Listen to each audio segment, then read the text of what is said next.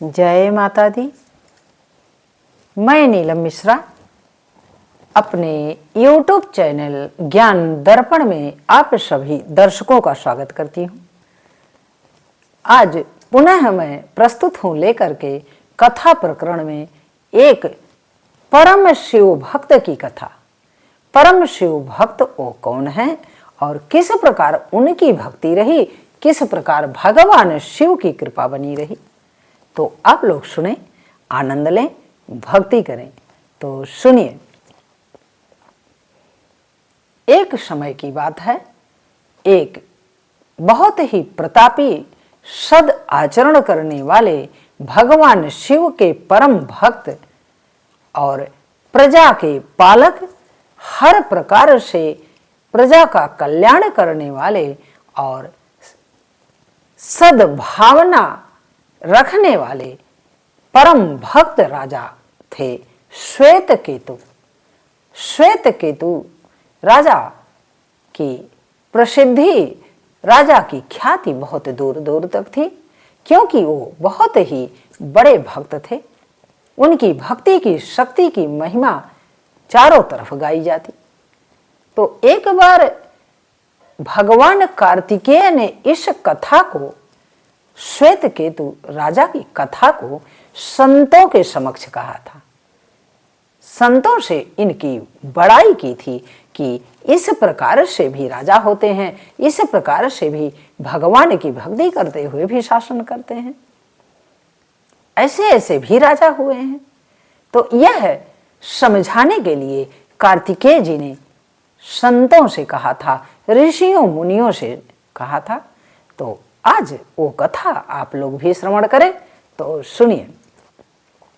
राजा श्वेतकेतु भगवान की, शिव की पूजा में एकदम मग्न रहते और परम भक्ति के साथ है उनका जीवन बहुत ही संयम नियम से बीत रहा था। समय बीतते बीतते, सारा कार्यभार संभालते संभालते, भक्ति करते करते वो जीवन को बड़े निर्मल भाव से, बड़े संयम से बिता रहे थे। और उनके राज्य में, उनके महल के समीप ही उन्होंने एक बहुत भव्य मंदिर बनवाया था भगवान शिव का। और भगवान शिव की भक्ति उस मंदिर में जाते तो भगवान में घंटों घंटों लीन हो जाते। उन्हें पता ही नहीं रहता कि हम कहाँ पर हैं, किस प्रकार हमें क्या करना चाहिए। सब योग क्षेम सब भगवान भोलेनाथ पर छोड़ देते कि भगवान भोलेनाथ जो करेंगे वही होगा, हमारे करने से कुछ नहीं होने वाला। तो इसी प्रकार उनकी भक्ति और उनका शासन चल रहा था। समय तो किसी का होता नहीं है, काल की गति चलती रहती है। तो समय के साथ राजा वृद्ध भी हो गए और उनको जाने का समय भी हो गया इस संसार सागर को छोड़ करके। जैसा कि संसार का नियम ही है जन्म और मरण, जन्म मरण के चक्कर से इस संसार में जो भी आया है कभी वंचित नहीं रह सकता। अगर यह कोई सोच ले कि हमें यहीं रहना है तो ये तो नामुमकिन है। इसे तो पूर्ण कभी कोई कर ही नहीं सकता, क्योंकि ये मृत्यु लोक इसका नाम ही है।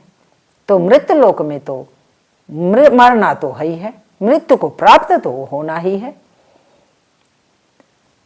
किंतु भक्तों की जो मृत्यु होती है वो एक उत्सव के रूप में होती है, क्योंकि उन्हें कोई फर्क नहीं पड़ता कि हम मर रहे हैं कि जी रहे हैं, हम संसार में हैं कि भगवान के धाम में हैं।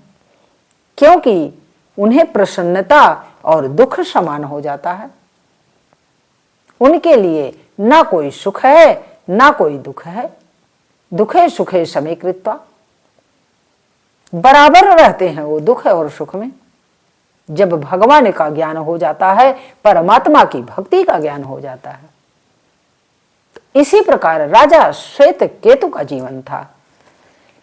अब वो भगवान शिव के मंदिर में, शिव जी के चरण में वो समीप ही बैठते और उन्हें पकड़ के ही अपनी भक्ति करते, जप करते, मंत्र का जप करते और लगे रहते, समाधि में चले जाते। उन्हें पता ही नहीं रहता कि कितना देर मेरा जप हुआ, कितना देर तप हुआ, कितना देर से मैं बैठा हूं। अब जब उनका जाने का समय आ गया तो यमराज ने अपने दूतों को भेजा।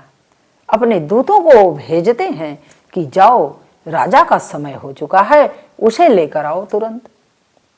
अब जब दूत आते हैं तो देखते क्या हैं कि राजा श्वेतकेतु भगवान शिव को पकड़ करके और पंचाक्षर मंत्र जप रहे हैं, ओम नमः शिवाय, ओम नमः शिवाय, ओम नमः शिवाय, और उन्हें कुछ सुनाई ही नहीं दे रहा है। तो उनकी जीवात्मा को कैसे ले जा सकते हैं? क्योंकि शरीर तो जपता नहीं है, आत्मा ही जपती है मन। अगर आत्मा ही जपती है तो आत्मा को आप भगवान की भक्ति से कैसे मोड़ सकते हैं? किसी के दम नहीं भगवान के सिवा, कि परमात्मा की भक्ति अगर हम कर रहे हैं तो परमात्मा ही कर सकता है, और किसी की शक्ति उसमें काम नहीं कर सकती। अब जब यमराज के दूत आते हैं, यमराज के दूत जब कोशिश करते हैं कि अंदर जाऊं, किंतु अंदर जाने की हिम्मत नहीं, क्योंकि भगवान शिव का मंदिर था। वो कालों के काल महाकाल हैं, उनसे कौन बैर कर पाएगा? उनका उल्लंघन करने वाला कौन है भाई? वो तो हर हर महादेव हैं, देवों के देव महादेव। अब यमराज के दूत वहीं खड़े खड़े प्रतीक्षा करते हैं कि राजा श्वेतकेतु का जब जप भंग हो, समाधि भंग हो, भगवान शिव की पूजा समाप्त हो, तब हम लोग ले जाने के लिए उत्सुक हों और ले जाने का प्रयास करें। अपना अस्त्र शस्त्र लेकर आए थे वो लोग, विघ्न भी कर रहे थे कि जिससे उनकी समाधि टूट जाए। उनका समाधि जब टूटेगा तो हम इनको लेकर के चले जाएंगे, किंतु उनके विघ्न करने से कोई लाभ नहीं हुआ। राजा श्वेतकेतु का न समाधि टूटा और न वो भगवान शिव का मंत्र का जप ही क्षण भर के लिए नहीं बंद हुआ। जब क्षण भर के लिए नहीं बंद हुआ तब तो कुछ नहीं हो पाया। अब यमराज जब प्रतीक्षा करते हैं कि पता नहीं कहाँ ये लोग रह गए, इन लोग कर क्या रहे हैं, इन लोगों को तो आ जाना चाहिए, क्योंकि समय का बड़ा बहुत ही कीमत है। एक एक क्षण का हिसाब होता है भगवान के दरबार में, परमात्मा के दरबार में। अब जब एक एक क्षण विलंब होने लगा तो यमराज ने कहा कि अब मैं चल के देखता हूं कि ये लोग कर क्या रहे हैं। इन लोगों को तो ध्यान रखना चाहिए कि समय की कीमत है, पुनः अगला कार्यभार संभालना है। किंतु वो क्या जाने कि बेचारे फंसे हुए हैं, उनका कार्य तो संपन्न ही नहीं हुआ, किस प्रकार वो यमराज के पास जाएं। अब यमराज वहां से धाए हुए आ रहे हैं, दौड़ते हुए, सोच रहे हैं विलंब ना हो और राजा श्वेतकेतु की आत्मा को लेकर चलें। अब जाते आते हैं जब, तो देखते क्या हैं कि उनके दूत दरवाजे पर खड़े हैं और प्रार्थना के भाव में खड़े हैं कि राजा की का जप तप जब समाप्त हो तब मैं इन्हें लेकर चलूं। अब जब शिव जी का मंत्र चल रहा है, जबकि वही मृत्यु के ही मालिक हैं, वही संहार करता है, तो कौन उनके सामने आ सकता है? यमराज आकर के देखते हैं तो अपने दूतों से प्रश्न करते हैं कि कर क्या रहे हो तुम लोग, क्यों इतना विलंब हो रहा है? उन्होंने कहा कि महाराज आप ही देख लें, हम तो निर्बल हैं, हमारे पास शक्ति नहीं है कि भगवान शिव की भक्ति को तोड़ करके, भंग करके हम किसी जीवात्मा को ले जा सकें। इतनी क्षमता हम में नहीं है। इतनी क्षमता अगर होती तो हमें यमराज के दूत क्यों होते? प्रकार जब यमराज देखते हैं तो यमराज का भी हाथ पांव फूलने लगता है, क्योंकि उनका भी प्रयास निरर्थक रहा। इस प्रकार निरर्थक होने पर यमराज को बड़ा दुख होता है कि हमारी क्षमता कुछ है ही नहीं भगवान भोलेनाथ, भूत भावन भगवान शंकर के सिवा। उनके सम्मुख तो हम चींटी के बराबर भी नहीं हैं। और वो विनय के भाव में, प्रार्थना के भाव में खड़े हो जाते हैं कि हे प्रभु, समय बीता जा रहा है, आप कृपा करें, इनका जप तप भंग करें, जिससे मैं इनकी आत्मा को ले जा सकूं। क्योंकि जो विधि का विधान है उसी के अनुसार हमें चलना है, उसको मैं नहीं तोड़ सकता। जब इस प्रकार करके कह करके यमराज बाहर खड़े रहते हैं, उस पर भी उनका जप तप नहीं टूटता, समाधि भंग नहीं होती। अब ये लोग भी असफल रहे ले जाने में। अब जो काल है, काल सोच रहे हैं कि बताओ ये यमराज क्या कर रहा है। सबका अपना अपना पद है, सीढ़ी के वाइज। जैसे यहां पर अधिकारी होते हैं कि उनसे छोटे कोई है, उनसे छोटा कोई है, उसी प्रकार परमात्मा के दरबार में भी है। अब काल देख रहे हैं कि काल ने कहा कि यमराज कर क्या रहा है, इसके दूत कर क्या रहे हैं कि वो जीवात्मा अभी आई नहीं हमारे सम्मुख, अब तो आ जाना चाहिए, क्योंकि उसका समय हो चुका है और विलंब हो रहा है।